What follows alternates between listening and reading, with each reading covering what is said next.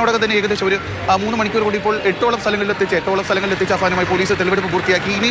അഫാൻ കൊണ്ടുപോകാൻ പോകുന്നത് അഫാൻ മദ്യപിച്ച ബാറിലേക്കാണ്. അതായത് ലത്തീഫിനെ കൊലപ്പെടുത്തിയ ശേഷം നേരെ ബാറിലേക്ക് എത്തി മദ്യപിച്ചു എന്നാണ് അഫാൻ പോലീസിന് നൽകിയിരിക്കുന്ന മൊഴി. അതുകൊണ്ട് ഈ വെങ്ങാറുമൂടുള്ള ബാറിലേക്ക് കൂടി എത്തിച്ച് തെളിവെടുപ്പ് പൂർത്തിയാക്കിയ ശേഷം അഫാനെ തിരികെ കിളിമാനൂർ പോലീസ് സ്റ്റേഷനിലേക്ക് കൊണ്ടുപോകും. നേരത്തെ ഈ ലത്തീഫിനെ വീട്ടിലെത്തിച്ച് തെളിവെടുപ്പ് നടത്തുന്ന സമയത്ത് അഫാൻ പറഞ്ഞ മൊഴികളിൽ ചെറിയ രീതിയിലുള്ള വൈരുദ്ധ്യമുണ്ട് എന്ന് പോലീസ് ആ സ്ഥലത്ത് വെച്ച് തന്നെ പറയുന്നുണ്ടായിരുന്നു. അതുകൊണ്ട് കൂടുതൽ വിശദമായ ചോദ്യം ചെയ്യൽ കൂടി ഇനി ഉണ്ടാകുമെന്നാണ് നമുക്ക് പോലീസിൽ നിന്ന് അറിയാൻ സാധിക്കുന്നത്. കാരണം ഈ സാജിദ ബീവിയെ കൊലപ്പെടുത്തിയ രീതി ആദ്യഘട്ടത്തിൽ പോലീസിനോട് അഫാൻ പറഞ്ഞിരുന്ന രീതിയിലല്ല ഇപ്പോൾ അഫാൻ പോലീസിന് വിശദീകരിച്ച് നൽകിയത്. 8ഓളം സ്ഥലങ്ങളിലാണ് ഈ പറയുന്ന അഫാൻ എന്ന് പറയുന്ന കുറ്റവാളി പ്രശ്നങ്ങൾ ഉണ്ടാക്കിയതിന് ശേഷം പോയത്. അതായത് കൊലപാതകം ചെയ്തതിന് ശേഷം പോയതെന്നാണ് പോലീസുകാർ പറയുന്നത്. അതായത് ചുറ്റിയ വാങ്ങാൻ ഒരു സ്ഥലം, മദ്യപിക്കാൻ വേറൊരു സ്ഥലം, അങ്ങനെ പല പല സ്ഥലങ്ങളിലായിട്ട് ഇവൻ പോവുകയുണ്ടായി.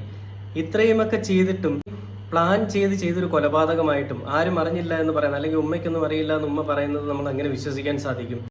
ഒന്നും ഉമ്മ അറിഞ്ഞിട്ടില്ല എന്ന് ഉമ്മ പറയുന്നു. പക്ഷെ നമുക്ക് അതിനെപ്പറ്റി കൂടുതലായിട്ട് ചോദിക്കാൻ സാധിക്കില്ല. കാരണം